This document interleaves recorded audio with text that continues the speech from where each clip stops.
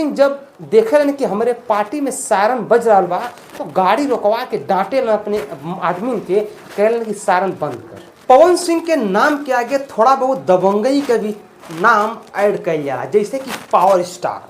Power मतलब आप लोग जानते हुआ कि एगो घमंड नाम का एगो ईगो टाइप का नाम बा पावर स्टार पवन सिंह। तो पावर स्टार पवन सिंह जब तक चुनाव में ना रहलन है तब तक उनका भैया दबंगई के बारे में क्यों कहने की जरूरत ना हो। भोजपुरी इंडस्ट्री में अगर सबसे दबंग के अगर हीरो रहेला तो वो पावर स्टार पवन सिंह होने, चाहे वो फिल्म में रहे चाहे वो रियल लाइफ में रहे, चाहे क्यों भी मतलब कि पावर स्टार पवन से टकराए की कोशिश ना करेला। लेकिन जब पावर स्टार पवन सिंह चुनावी माहौल में आवेलन तो उन्हें सब लोग यह राय देला कि भाई हो अब अपन ईगो, अपन घमंड, अपन दबंगई निकाल के अपने जेब में डालला। कहें कि पॉलिटिक्स के खातिर, नेता बने खातिर, एगो सांसद बने खातिर सबकर हाथ पैर गोड़ तक धरे के होला और पब्लिक से एकदम गिर के बात करे के होला।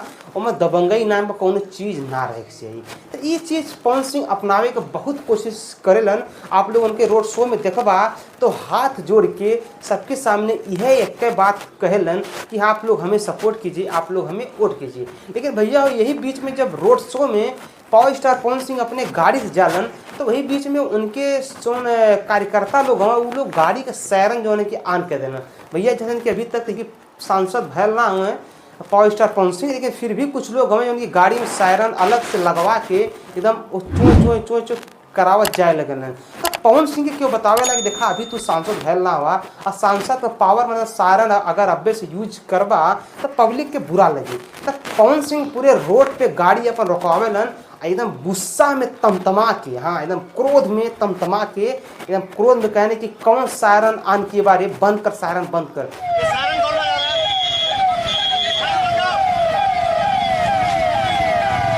आपके बगल में बीच में कुछ क्लिप आपके हम ऐड कर देतिला, आप लोग देख लिया। एकदम क्रोध में आके डांट देलन ओके जो उनकी सायरन बजा के चल रहा बा और सायरन के तुरंत बंद करावेलन। ओकरे बाद पवन सिंह गाड़ी आगे बढ़ावेलन। तो ये कुल देखने के बाद थोड़ा सा ये फील हो रहा बा कि पावर स्टार पवन सिंह अब अपन क्रोध, अपन गुस्सा, अपन ईगो घमंड के साइड में रख दे लेना। अब एगो दिलदार, एगो नरम दिल वाला आदमी बन के पब्लिक के बीच में पेश हुए।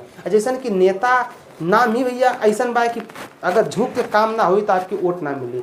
वैसे ना कहूँ वो आपके सामने प्रूफ बा कि पावर स्टार पवन सिंह केहू पैर जल्दी छुए लेना। लेकिन आप लोग देखते हवा कि गांव के केहू भी हो सबके पैर पे गिरत हुए, वोट मांगत हुए। ज्योति सिंह जी के खुद तलाक देवे के प्लान में रहेलन, 3-3 चच्चर पे जाके कोर्ट में प्लान करे तलाक देवे के, वो के एक्सेप्ट किए हुए पवन सिंह और मान सम्मान के साथ 4 व्हीलर भी गिफ्ट करें। तो ये कुल देखने के बाद लागेला कि जो घमंड रूपी चादर डाल पवन सिंह के ऊपर, ईगो रूपी चादर जो पवन सिंह ओढ़ के चलत रहना है अब ओके उतार के फेंक देले हुए। अब एगो सच्चा देशभक्त आप लोगों के सामने पवन सिंह पेश हुए। तो आप लोगों को पता है ये चीज़ कितना अच्छा लगा, नीचे कमेंट बॉक्स में कमेंट करा। भाई हमारा चैनल बहुत छोड़वा तो हमारे चैनल को सब्सक्राइब करा, वीडियो को लाइक करा। हम मिलते अगले वीडियो में, तब तक के लिए नमस्कार, बाय, प्रणाम, हर हर महादेव, जय श्री राम।